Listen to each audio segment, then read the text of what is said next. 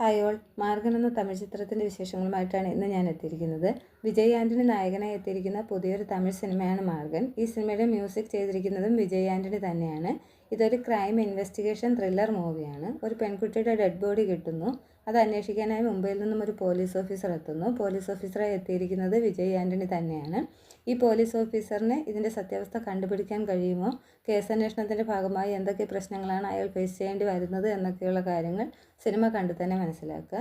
First ഹാഫിൽ കുറേ ചോദ്യങ്ങൾ പ്രേക്ഷകരുടെ മനസ്സിലുണ്ടാകുന്നുണ്ട്. എങ്കിൽ സെക്കൻഡ് ഹാഫിലേക്ക് വരുമ്പോൾ എല്ലാ ചോദ്യങ്ങൾക്കുമുള്ള വ്യക്തമായ മറുപടി കിട്ടുന്നുമുണ്ട്.